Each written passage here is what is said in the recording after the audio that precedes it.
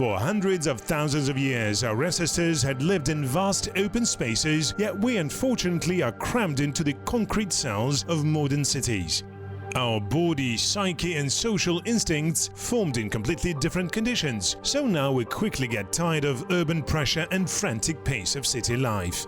Most residents of megacities take advantage of the slightest opportunity to get away into the nature, whether spending a weekend on a dacha or going to wild, unknown and beautiful place on a vacation. In this regard, Almaty residents are very lucky. As opposed to other town dwellers, they don't need to fly far or take long train rides to see snowy tops, rapid rivers and wild animals. Finding yourself amidst the wild is just a matter of minutes for the inhabitants of the city.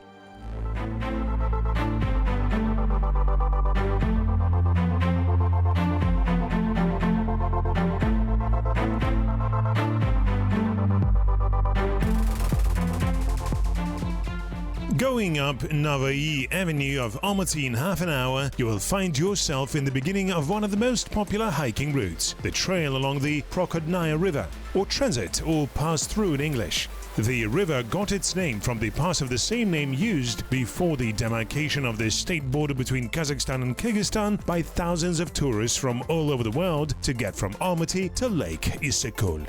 From June to September, the path saw processions of travelers with heavy backpacks on their backs, adults and children, men and women, experienced and beginner tourists. It was no problem going to Is Ecotourism by bus, but those people preferred to walk as it was much more exciting. In 1996, the Ili Alatau National Park was formed on the northern macro slope of the Trans-Ili Alatau Ridge. Today, its recreational zone has dozens of organized trekking trails.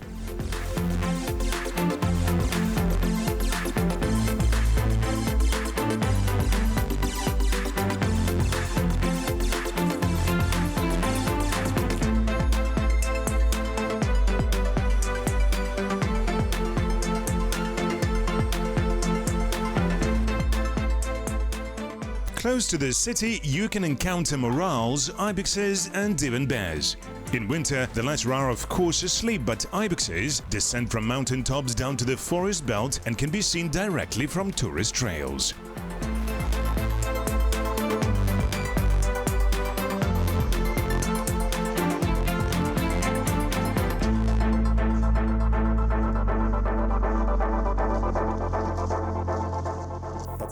While boys, we roamed the length and breadth of the surrounding mountains, from Kaskelen to Talga. In those days, no one thought of tourism as a business, just a hobby, a kind of active recreation. Back then, we didn't have to pay for anything, but there was no service to pay for. There was not enough gear. We used tarpaulin tents and heavy geological sleeping bags. After the transition to market economy, my friends and I decided to turn our hobby into business. In the Crocodile Pass, we bump into Professor Vukolov, director of the Tourism Research Institute. Vladimir Nikolaevich has brought up several generations of tourism specialists. Adventure tourism has always been his favorite. Just recently, he won the prestigious National Tourism Award for a series of Almaty region mountain guides. It's such an interesting place. It's just gorgeous. Its attractiveness has been growing among all types of tourists thanks to our guidebooks.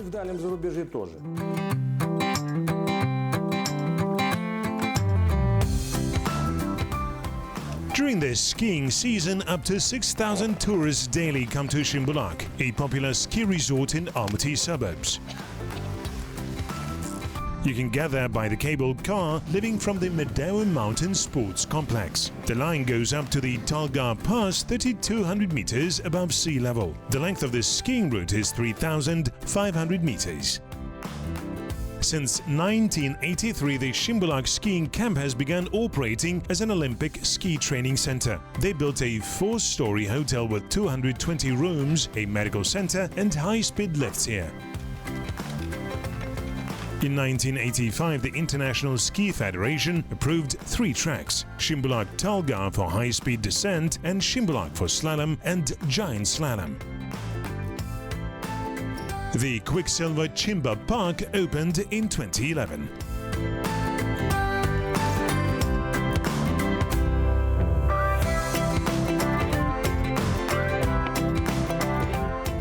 Not everyone can afford ski resort services, and so many of us go to the mountains looking for a getaway from civilization. These willing to get out of the comfort zone and enjoy the harsh wildlife romance will find many paths of varying complexity in the Transallee Almaty.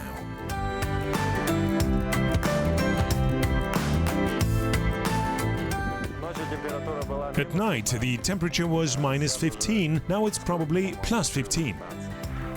Welcome to sharp continental climate.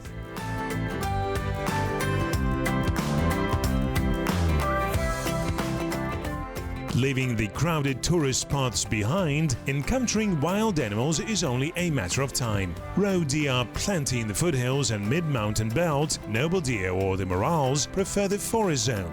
Mountain goats or ibexes love the alpine belt. Yet the master of the mountain peaks, snow leopard, collects its bloody tribute from all the inhabitants of mountain ecosystems. Every ecotourist dreams of meeting and taking a picture of this rare and beautiful beast.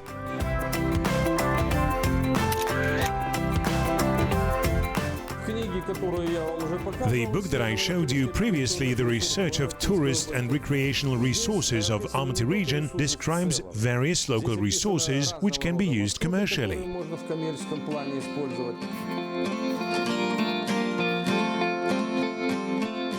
So, what is ecotourism? A promising business or the right of people to satisfy their aesthetic needs of communicating with the wild nature?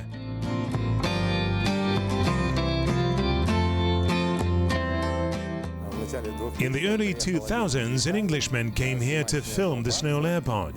That time, we and Richard got lucky. He had actually filmed the snow leopard here in the Transallee Almaty mountains, as well as said that it could be a good business. Indeed, 6 months later, he brought 4 more photographers. Each of them, I think, paid $2,000 to come. It was pretty good money back then. And we thought, yeah, it indeed can be a good business.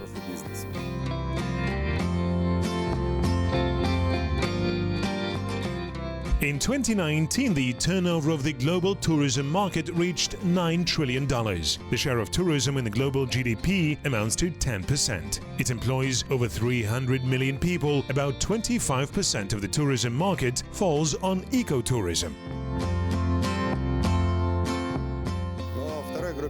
Unfortunately, the second group didn't get a chance to film the snow leopard, and our wonderful business died with that. Back then I thought to myself that for me ecotourism was still not a business, but more of a hobby, passion, lifestyle, even philosophy. A quarter of a century has passed since then, and now I see that in Almaty, dozens of travel companies successfully specialize in ecotourism. The agencies which are not engaged in ecotourism specifically still arrange eco-tours for their guests from time to time.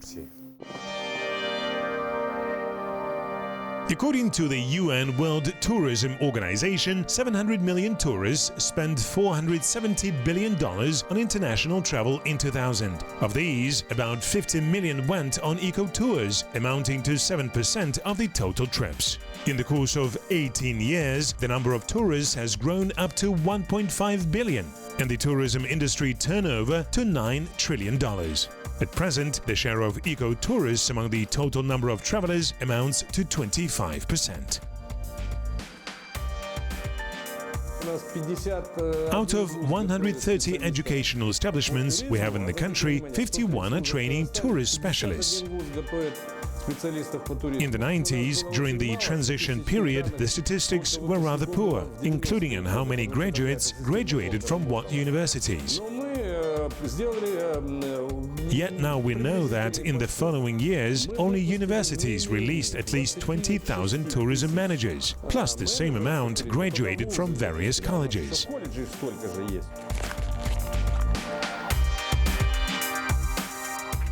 Many types of tourism, such as mountain climbing, bird watching, wildlife surveying and free ride, require guides to undergo professional training.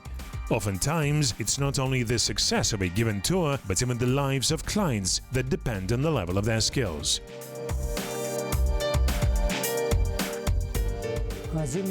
Winter tourism in the Transilii Almaty is becoming increasingly popular every year. The necessary infrastructure is developing also.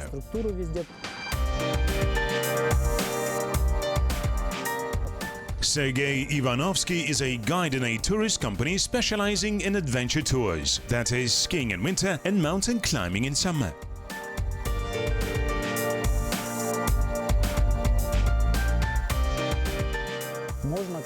You can ski or snowboard.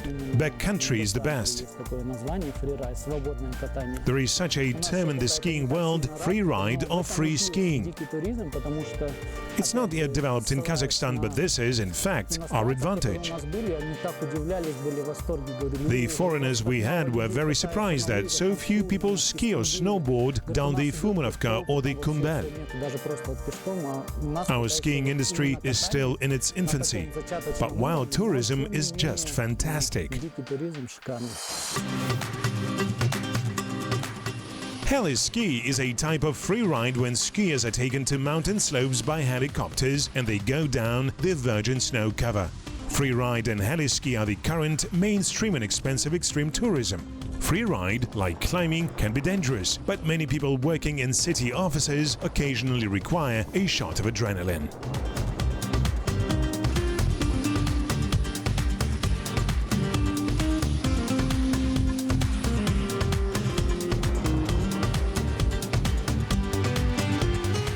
Extreme sports are always associated with some level of risk. It's inevitable, and athletes are ready for it. While signing contracts, commercial extreme tourists sign a provision confirming that in the event of an accident, they have no claims against the hosting party. Without such an agreement, they will not be allowed to the slope. However, the organizers of potentially risky tours need to ensure the highest possible level of safety for their clients, and in the event of an accident, should be able to take response measures.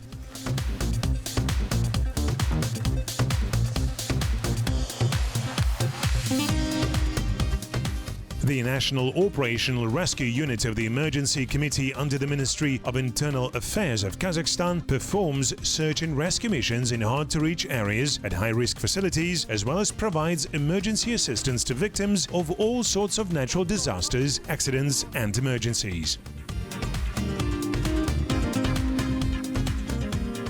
Our guys are well trained. They undergo regular special training.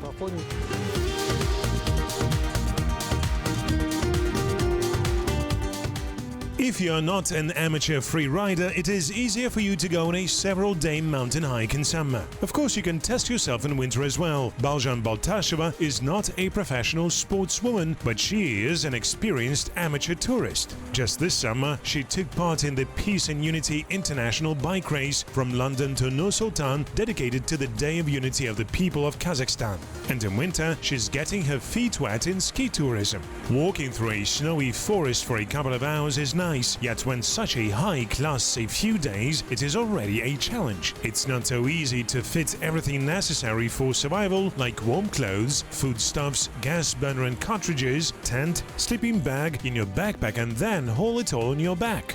If in addition to that you are shooting a TV show, you will need place for a ton of other gear. Sleeping in the snow requires not only good down-filled sleeping bag, but also the habit of persistently overcoming difficulties. Our ancestors lived in harsh conditions. Every day they fought hunger, cold, predators and enemies. Thus, the human endocrine system is set up in a way that at any time it's ready to mobilize all its internal resources to combat a deadly threat. For millions of years, evolution has been preparing us to withstand the elements, and this gene memory hidden in the DNA spiral demands withdrawal. The adrenal cortex produces too much adrenaline for us to be able to use it up in a comfortable urban environment. It accumulates and makes all of us want to play the game of survival from time to time. Ecotourism is the best way to do that.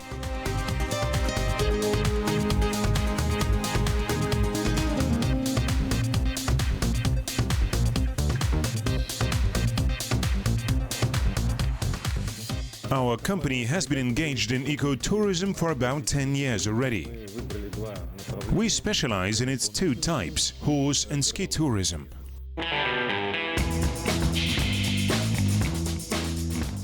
Mexican ecologist Hector Ceballos Lascurain was the first one to use the term of ecotourism in 1983. In those days, environmentalists were concerned about the increasing attendance at national parks. At scientific conferences, researchers, businessmen and politicians argued about the limits of permissible recreation allowed. The concept of national parks arose in the late 19th century in the United States and was based on the constitutional right of citizens to communicate with wildlife. Unique natural areas were withdrawn from commercial use for the sake of human happiness, as it was stated in the first documents on establishing the Yellowstone Park. Yet, by the end of the 20th century, the aesthetic needs of urban residents for gaining happiness by communicating with the wildlife had grown so much that the number of visitors to national parks, especially in North America, had reached millions. When huge crowds of people traveled to a deserted place, it ceases to be such, so ecologists try to strike a balance between recreation and conservation. Ecotourism was supposed to address this issue as it called for rejecting the cult of comfort and consumption of mass tourism goods and offered a different value system based on the spiritual enrichment from communicating with nature. Likewise, ecotourism was meant to ensure financial sustainability of conservation efforts.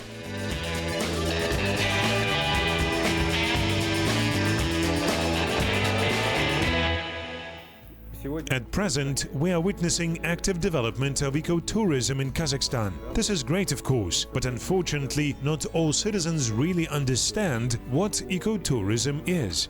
According to the definitions by international organizations, ecotourism is a form of tourism that, in the first place, does not disrupt ecosystems' integrity, and second of all, provides income to local communities residing in target areas. These are the two main criteria of ecotourism.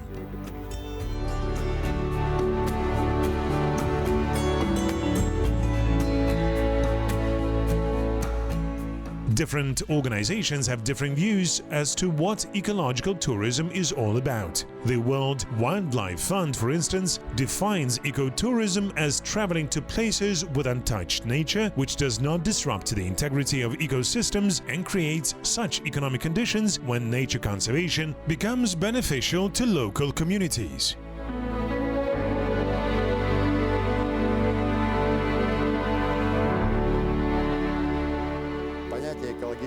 The concept of ecotourism can be interpreted quite broadly. For example, I like off-road, but I don't pay anything to anyone riding in the steppe, and in general the locals do not receive any special benefits from me. Can I be considered an ecotourist? Let me give you another example. I went for a shashlik picnic to Medeo and paid the 500 tenge environmental fee at the checkpoint. Am I an ecotourist in this case or not? It all depends on how you understand the term.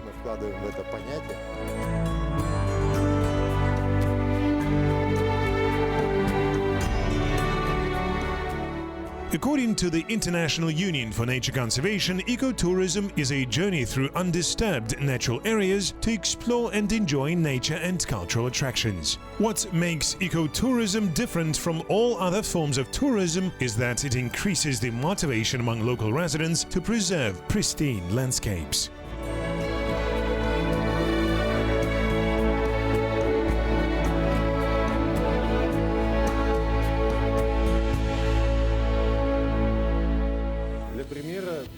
Take SUV or off-road tours to some attractive sites, for example. If the route runs along an already existing road and stops are done within a pre-prepared site with bathrooms and garbage containers, then it's ecotourism, because a share of income from this visit will go to local people who clean up the place or, say, provide some kind of service at these stopover locations. Yet, if you are crossing a wild desert or steppe or going on your SUV to some wild place, and by doing so disturb the integrity of the soil cover, then it's not ecotourism but sabotage and abuse of nature.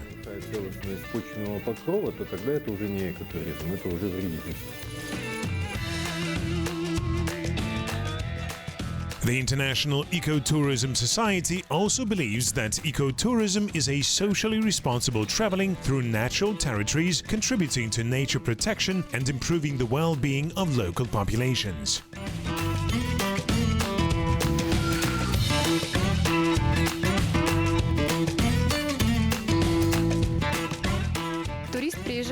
Tourists come here willing to learn about our culture. We want tourists to leave with positive impressions.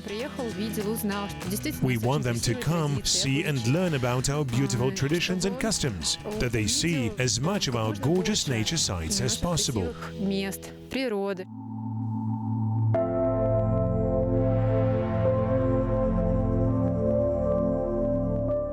In Kazakhstan, specially protected areas occupy 26 million hectares or 9.6% of the total area of the country. Out of them, specially protected natural territories with the corresponding legal status take 7.6 million hectares or 2.8% of the area. Over the past 5 years, 5.8 million people visited them. Specially protected areas received 84% of their money from the national budget, 10% they earn on their own, mainly from tourism, and the remaining 6% from grants. In 2019, about 10 billion tenge were allocated from the state budget to fund specially protected areas. In 5 years, about 1.4 billion tenge were earned by providing various tourism and recreational services. According to the World Trade Organization, one average international tourist ensures the same capital export as the sale of 10 tons of oil.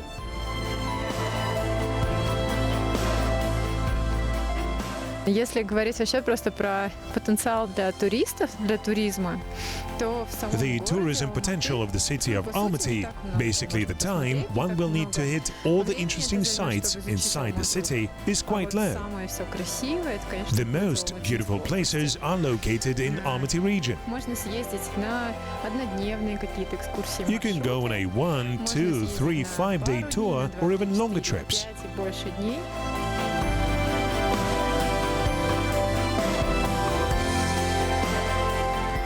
Seasonality plays a significant role in ecotourism. For example, the beach season on the coast of Lake Alakol lasts 2.5 months. The skiing season in the highlands from November to March. The mountain hiking season only 2 summer months. Bird lovers or bird watchers come exclusively in spring during mass bird migrations. Good travel agencies need to maintain and pair their staff all year round, so it's extremely important to design a proper and effective business strategy.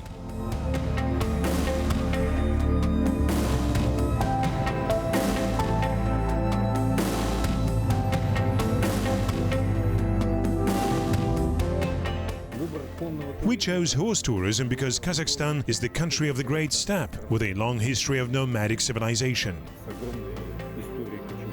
In addition, the offer of horse tourism on the international market is quite limited. It is developed in our neighboring countries, Mongolia and Kyrgyzstan. We have a lot to show, our vast, open and wild spaces. Equestrian tourism reflects the ecotourism concept rather well.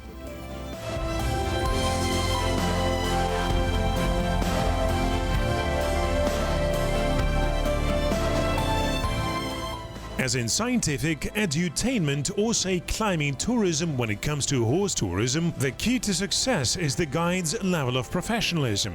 Horse tour guides are neither sportsmen nor scientists, but mere local residents. Their professional skills include the knowledge of mountain paths and wildlife habitats, as well as their ability to handle horses. It takes them long years to acquire all these competencies, and they should be paid accordingly. The social, environmental and philosophical components of equestrian travel are fully consistent with the principles of ecotourism.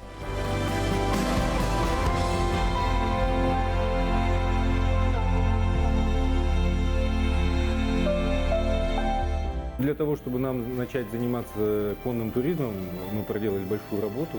In order to start doing horse tourism, we had to do a lot of work. First of all, we built guest houses in certain locations for our expeditions to go from one such house to another and allow people to rest after a demanding journey. Вот. И, естественно, со временем у нас возник вопрос. Yet the question was what to do with these guest houses during winter, when horse tourism is impossible. Вот. И вот наши друзья, фрирайдеры, And so our friends who are free riders prompted us. Last year we tried it for the first time and brought a group of skiers who promote off-track skiing and snowboarding.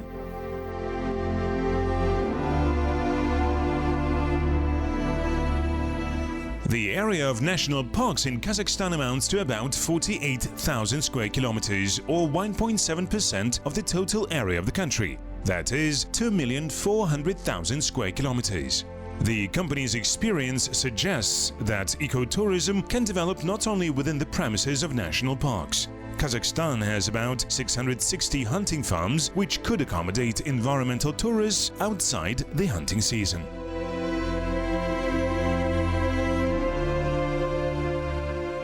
это оказалось очень интересно. It turned out to be a very interesting and positive experience. Last year we hosted 3 groups from Slovenia, Czech Republic and Russia. This year we have groups coming almost all season long, starting from December the 16th. They come from all over the world: France, Belgium, US, you name it. We see the great potential of promoting specifically the off-track virgin snow skiing.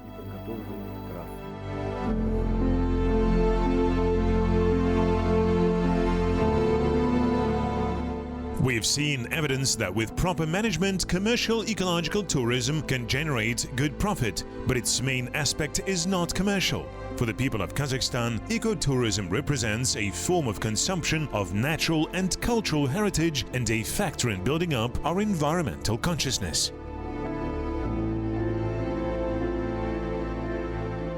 Арайлап таңым, асқақтап тауым, ән ойнап көгім, күй тартып гүлім. Қол жеттім міне аңсаған күнге, жасай бер жаса қазағым менің.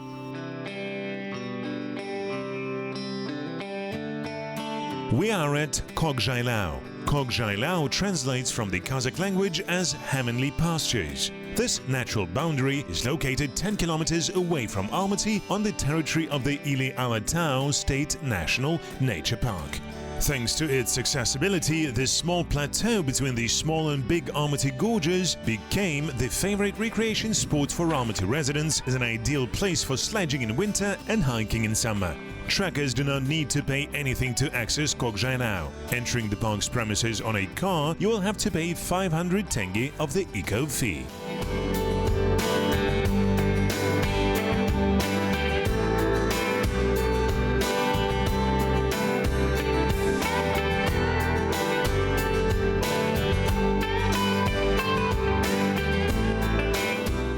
The project of constructing a world-class ski resort at Kok Zhailau and around the Kumbel Peak has been under discussion since 2002. In 2007, they started developing the necessary design documents. It was planned to build passenger cable and gondola roads, hotels, restaurants, shopping and entertainment centers. The plans also included the construction of various infrastructure facilities like roads, parking lots, electric, gas and water supply lines.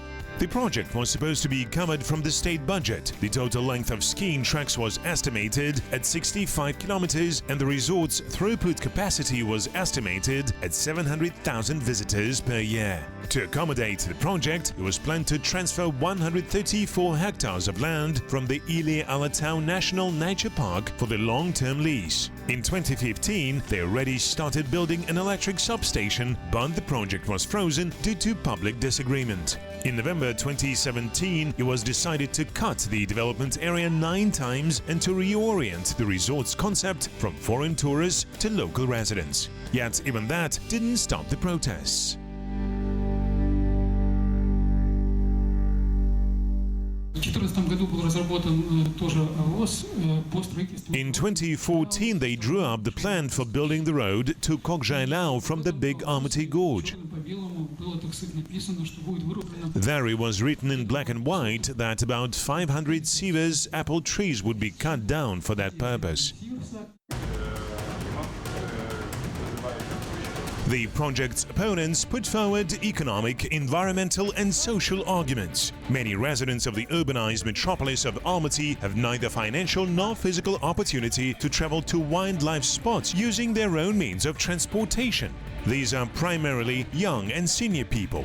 For them, Kok Zhailau remained one of the few nature places accessible by public transportation, quickly and at low cost. Turning this favorite mass recreation location into an elite resort would deprive the most vulnerable part of the population of its constitutional right to communicate with the wildlife. It was argued that the slopes of Mount Kumbel were not ideal for skiing. The duration of the descents would not be great and the ski season would be shorter than in other more suitable locations. No private investment was found to support the project due to its risky nature. Environmentalists made the third argument, that is, the damage that the construction of the resort would cause to the natural communities of the Almaty National Nature Park.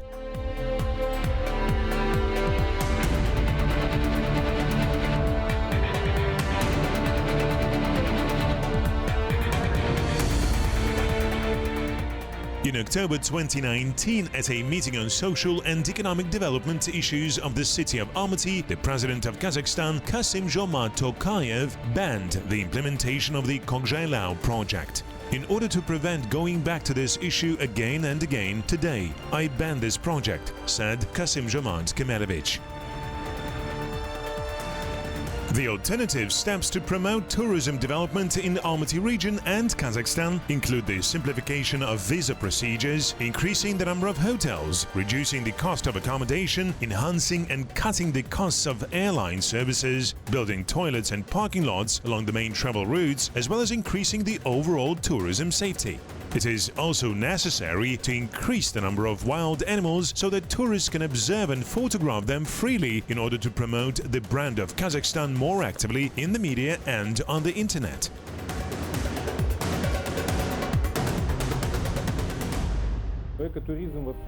Worldwide, ecotourism is recognized as the mildest type of nature management and use. Much greener than traditional tourism or agriculture. It pays good dividends and is in great demand. Naturally, all tourists are primarily interested in vast and uninhabited areas. We are well aware of the population density in other parts of the world. There are no such virgin wildlife corners there as opposed to Kazakhstan. Therefore, when local communities are able to generate income from ecotourism, they invest this money back into wildlife conservation and protect their local nature with great diligence.